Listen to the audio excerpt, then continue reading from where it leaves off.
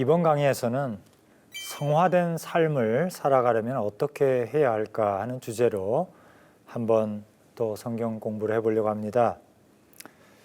성화가 하나님의 명령이고 아버지의 마음이고 또 예수님이 사역의 목적이고 또 성령님께서 우리에게 들어오신 그 어떤 목적이라고 한다면 정말 그리고 성화의 그 유익이 결과가 이렇게 좋은 것이라 하나님을 기쁘시게 하고 그 열매를 통해서 세상을 풍요롭게 하고 하나님께 영광을 돌리고 우리는 참으로 진정으로 형통한 삶을 살아가게 되고 또 예수님의 그 나라에 넉넉히 들어감을 얻게 되고요.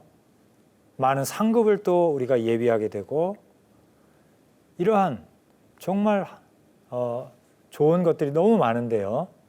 그러면 구체적으로 우리가 어떻게 하면 신앙 성장, 영적 성장, 그리스도의 마음을 가지고 그리스도의 분량에 장성하게 그 분량에 올라가는 그 길을 어떻게 걸어갈 수 있을까? 오늘은 좀 구체적인 얘기를 해보려고 합니다. 성경 전체가 우리가 어떻게 성스러운 하나님의 성품에 참여하는 것에 대해서 많은 얘기를 하고 있기 때문에 사실은 이 짧은 강의로 이것을 요약하기는 참 어렵습니다만 제가 깨달은 것들을 중심으로 몇 가지 말씀을 나눠보겠습니다. 여러분, 우리가 성화된 삶을 살아가려면 가장 중요한 것은 하나님께서 주신 성화의 명령을 진지하게 받아들여야 할 것 같습니다. 여러분, 하나님께서 우리 성도들에게 이 세상에 주시는 여러 가지 명령이 있는데 그 중에 성결 명령, 성화의 대명, 여러분 마음속에 새기고 계신지 궁금합니다. 마태복음 5장 48절 말씀에 예수님 말씀하시기를 하늘에 계신 너희 아버지의 온전하심과 같이 너희도 온전하라라고 말씀하셨습니다. 이것은 명령입니다. 여러분, 이 명령을 받으셨습니까? 오늘 또 이 명령을 기억하면서 살아가고 계십니까? 만약에 그렇게 살지 않으셨다면 그래, 사랑해야지, 그래, 제자 삼아야지, 이런 것들만큼 중요한 것이 바로 거룩한 삶을 살아가라, 그리스도의 장성한 분량에 이르라라고 하는 성결 명령인 것을 우리가 인정할 필요가 있겠죠. 또한 성화는 아버지 하나님의 소원이라고 하는 것을 꼭 기억했으면 좋겠습니다. 저도 처음부터 이 성화의 명령, 이 성화의 구원의 복음을 제가 처음부터 이렇게 소중하게 생각한 것은 아니었어요. 그러나 말씀을 묵상하는 가운데 어느 날 어떤 깨달음을 얻게 되었는데 그것은 뭐냐면 아버지께서 우리 자녀들이 잘하는 것을 보기 원한다는 사실이었어요. 나는 네가 자랐으면 좋겠다. 나는 너가 성숙했으면 좋겠다. 이것이 아버지의 소원이라는 것을 제가 어느 날 발견하게 된 거예요. 여러분, 우리에게 자녀들이 있지 않습니까? 우리 주변에 어린아이들이 있지 않습니까? 얼마나 귀엽습니까? 제가 유학 시절에 셋째가 태어났는데 딸을 주신 거예요. 그래가지고 너무 귀여워가지고 그 없는 살림에 유학생 어려울 때 그 비디오 조그만한 그 캠코더를 샀다는 거 아니겠습니까? 그리고 졸졸졸졸 따라다니면서 찍은 것이 지금도 있습니다. 그런데요, 시간이 흘러서 5살이 되고 10살이 되고 15살이 되고 20살이 됐는데도 만약에 여전히 아기로 머물러 있다면, 자기 힘으로 일어설 수 없다면, 자기 이름으로 걸을 수 없다면, 학교 갈 수 없다면, 사회생활을 할 수 없다면, 성숙하게 다른 사람을 생각할 수 없다면, 다른 사람을 섬길 수 없다면, 자기 일을 가지고 추구하면서 직장 생활을 할 수 없다면 여러분, 부모의 마음은 어떨까요? 여러분, 성화는 우리 한국교회를 향하신 아버지의 소원입니다. 너무나 많은 사람들이 예수 그리스도를 믿고 하나님의 자녀가 되었는데 교회 생활을 오래 하고 있는데 만약에 성숙하지 못하다, 거룩한 삶과는 거리가 있다면, 그래서 이제 아버지의 소원을 우리가 들을 때가 아닌가 생각을 합니다. 성화는 아버지의 소원입니다. 이것을 우리가 기억하는 것이 우리가 성스러운 삶을 살아드리는 첫 번째 계단이 아닌가 생각을 합니다. 두 번째는 성화된 삶을 살아가려면 하나님의 약속을 믿고 모든 필요한 것들을 구해야 되겠죠. 다시 말하면 성화에 대한 소극적인 생각이나 부정적인 생각을 버려야 되겠죠. 제가 이전 시간에 강의에서 나름대로 열심히 말씀드린 것이 뭡니까? 성경은 여기에 대해서 분명하다는 거예요. 하나님의 뜻은 분명하다는 겁니다. 성화는 옵션이 아닙니다. 하면 좋겠지만 안 해도 괜찮은 것이 아닙니다. 성화는 구원받은 성도가 그 다음에 여력이 되면 하는 어떤 것이 아닙니다. 베드로후서 1장 1절 이하의 말씀을 다시 한번 말씀드립니다. 생명과 경건에 속한 모든 것을 주셨으니 우리로 하여금 어떻게 한다고요? 이 세상에서 썩어질 정욕으로 인해서 썩어질 것을 피하여 하나님의 성품에 참여하는 자가 되게 하겠다라고 하셨어요. 그리고 그것을 약속으로 주셨습니다. 신의 성품에 참여하는 약속을 우리에게 주셨어요. 하나님이 공급하셨고 하나님이 약속하셨다면 우리가 그것을 무시하고 우리가 그것을 거부하고 안 돼. 이렇게 생각할 수 있을까요? 그럴 수 없겠죠. 그래서 정말 이 보배롭고 지극히 큰 약속을 우리는 붙들고 나아갈 필요가 있다라고 생각합니다. 저도 한때는 부정적이었어요. 근데 지금은 이러한 성화의 복음, 성화의 구원의, 성화의 소명의, 성화의 명령의 중요성과 그것이 성경의 메시지라는 것을 제가 받아들인 다음부터는 조금 달라졌어요. 지금도 넘어집니다. 집에서 자녀로서 부족함을 느끼고 아비로서 부족함을 느끼고 또 학교에서도 선생으로서 부족함을 느끼고 날마다 부족함을 느끼고 또 범죄할 때도 있습니다. 근데 한 가지가 달라졌는데 뭐가 달라졌냐면요. 제가 쓰러지잖아요. 옛날에는 거기서 뭐라고 생각했냐면 나는 안 돼. 역시 인간은 안 돼. 뭐 이런 생각을 했었어요. 우린 죄인이야. 이렇게 생각했어요. 그러나 지금은 그렇게 생각하지 않습니다. 지금은 하나님의 그 약속과 공급하심을 믿기 때문에 야 이거 또 넘어졌네? 쉽지가 않네? 이렇게 생각하고 툭툭 털고 다시 일어납니다. 다시 회개하고 다시 사과하고 다시 하나님 앞에 매달리면서 제 자리를 찾고 올라가려고 노력을 합니다. 그 차이가 있더라고요. 요한복음 17장 17절 말씀에 우리 주님이 이렇게 말씀하셨어요. 그들을 진리로 거룩하게 하옵소서. 아버지의 말씀은 진리입니다. 여러분, 우리의 경험이 기준이 될 수 있을까요? 주님께서 약속하셨다면 그게 기준이 될까요? 아니면 내가 20년 동안 해봤는데 안 돼. 그게 기준이 될 수 있을까요? 여러분, 포기하지 마시기 바랍니다. 세 번째로 우리가 성화된 삶을 살아가려면 특히 우리가 구해야 될 게 있는데 하나님의 공급하신 가운데서 가장 중요한 게 뭘까요? 성령님의 임재, 성령님의 세례와 성령님의 충만을 구해야 되겠죠. 로마서 8장 13절 말씀에 보니까 너희가 육신대로 살면 반드시 죽을 것이로되 영으로서 몸의 행실을 죽이면 살겠다고 말씀합니다. 뭘로 살으라고요? 성령으로 살으라는 거예요. 에베소서 5장 18절에도 말씀을 그렇게 하고 있죠. 술 취하지 말라 방탕한 것이니 오직 성령으로 충만함을 받으라 말씀합니다. 그래서 우리는 혼자 힘으로는 안 되죠. 신앙생활이 제가 해보니까 깨닫게 되는 건 뭐냐면 신앙생활은 뭐냐면 together, 함께하는 거예요. 함께하는 거예요. 주님과 함께하는 것이고 교회와 함께하는 것이고 성도들과 함께하는 것이죠. 그래서 성령 세례와 충만을 우리가 구해야 되겠습니다. 왜? 거룩하신 하나님의 영이 함께 하셔야 우리가 거룩한 삶을 살아드릴 수 있기 때문이죠. 그 다음에 네 번째는 성화된 삶을 살아가려면 성령의 인도하심을 받아야 되겠죠. 아니 성령님 와 계시는데 옛날에 어떤 목사님이 쓰신 책에 보니까 현관에다 세워놓고 내 안방에까지 모시지 않는 사람도 많이 있죠. 그것이 아니라 성령님을 소파 한가운데에 모셔다 놓고 그 옆에 앉아서 무릎에 앉아서 경청하는 것이죠. 그리고 성령님의 인도함을 구하는 것이고 따라가는 것이죠. 로마서 8장 4절 6절에 보니까 육신을 따르지 아니하고 그 영을 따르는 우리에게 율법의 요구가 이루어지게 하려 합니다. 누가 율법의 요구를 이룰 수 있습니까? 성령을 따라 행하는 자들. 그래서 우리가 성령의 인도하심을 구해야 돼요. 그런데 다섯 번째로 제가 꼭 드리고 싶은 말씀이 있는데요. 이건 뭐냐면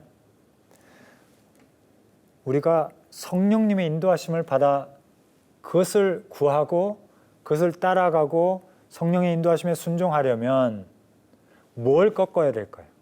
뭘 내려놔야 될까요? 그것은 바로 나의 주관과 나의 경험과 나의 가치관을 내려놔야 되겠죠. 내가 내 주관과 경험을 지키면서 그것을 중심으로 생각하고 그것을 따라가면서 성령님, 다른 인격체, 하나님의 뜻을 분별하고 구하고 진지하게 구하고 따라가기란 불가능한 거죠. 여러분, 한 인격 안에 두 의지가 싸울 수는 없는 거예요. 갈라디아서 2장 20절 여러분이 사랑하시는 말씀이죠? 저도 참 말씀 사랑하는데요. 체험이 있고 간증이 있는 말씀인데 내가 그리스도와 함께 십자가에 못 박혔나니 그런즉 이제는 내가 산 것이 아니고 내 안에 그리스도께서 사신 것이라.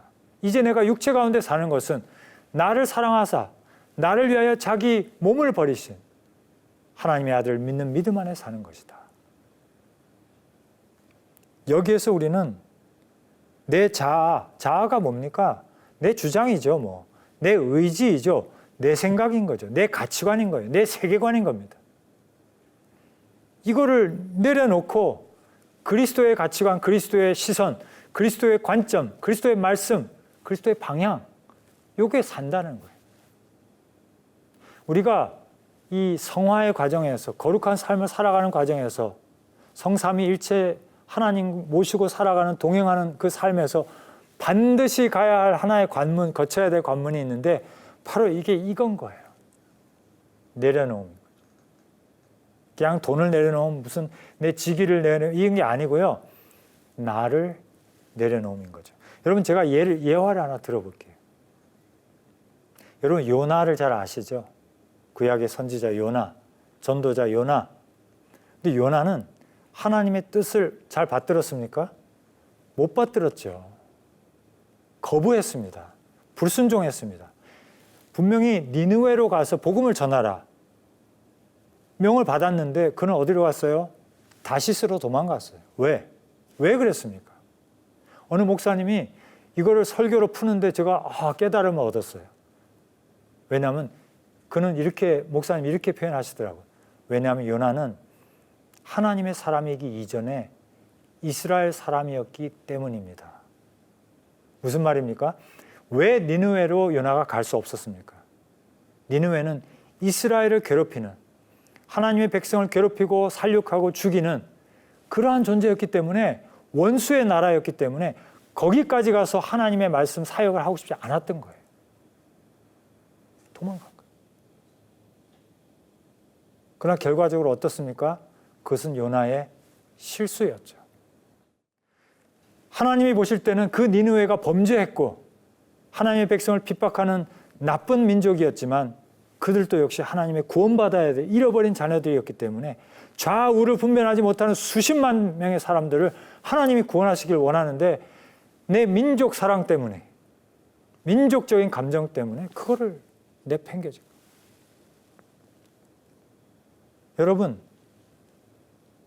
여러분은 하나님의 사람이기 이전에 무엇입니까? 정말 저는 여러분에게 물어보고 싶어요. 저 자신에게. 저는 젊었을 때 하나님의 사람이기 이전에 합리주의자였어요. 여러분은 어떠십니까? 여러분은 혹시 하나님의 사람이기 이전에 여러분의 경험치를 의존하는 경험주의자 아닙니까? 여러분 하나님의 사람이기 이전에 이 돈은 안 돼라고 붙들고 있는 자본주의 아닙니까? 근데 안타까운 건 뭐냐면 이거를 우리가 몰라요. 내가 쓰고 있는 이 안경을 모릅니다. 그래서 성령님의 인도하심을 구하거나 따를 수가 없는 거예요. 너무 안타깝죠. 우리가 왜 성화되지 못하냐?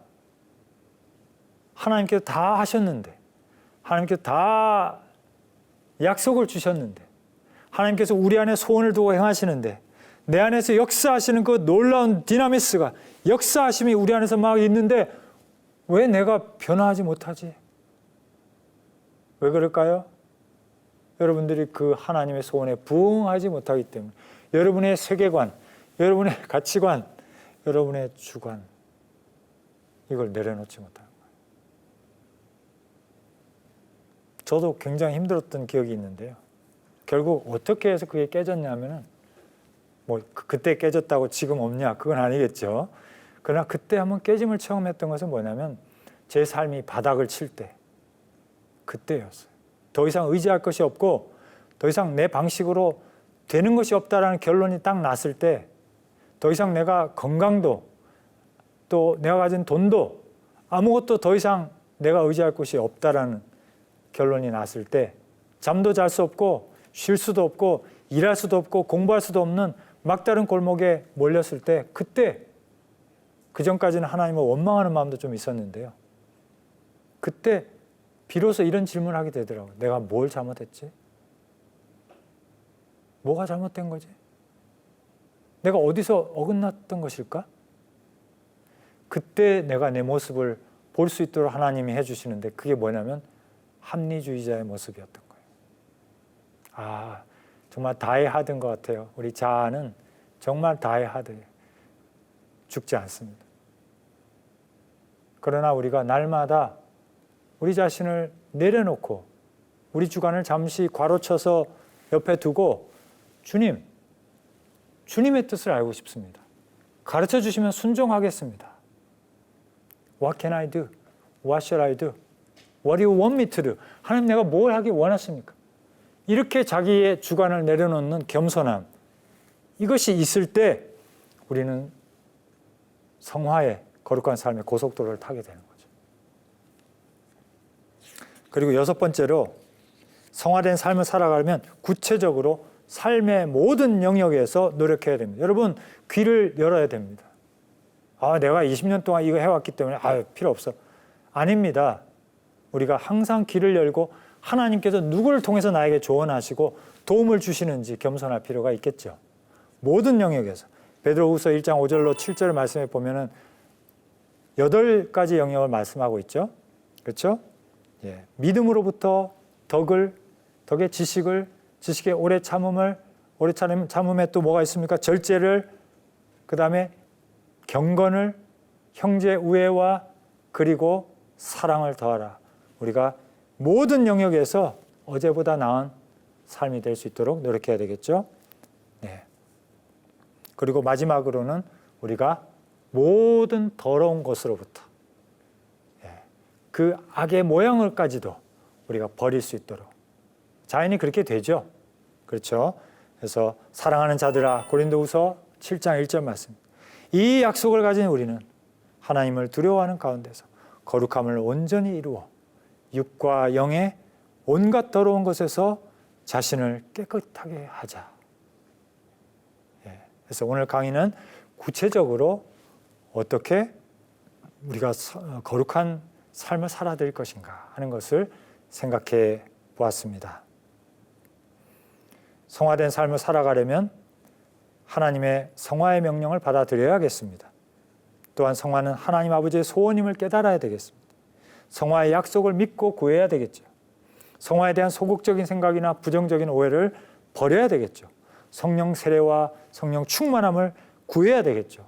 성령님의 인도하심을 겸손하게 구하고 내 자아와 내 주관을 내려놓고 성령님의 그 인도하심을 따라가야 되겠죠. 내 자아와 내 관점을 십자가에 못 박아야 되겠죠. 구체적으로 삶의 모든 영역에서 성장하도록 힘써야 되겠죠. 육과 영의 온갖 더러운 것에서 우리 자신을 깨끗게 해야 되겠죠. 사랑하는 성도 여러분, 성화의 삶을 함께 추구하십시다. 하나님을 기쁘시게 해드리고 이 세상의 빛과 이 어두운 세상을 빛과 소금 역할로 우리가 밝히고 변화시키고 그리고 하나님께 영광 돌리고 하나님 나라에서 넉넉하게 만나 뵙기를 바랍니다.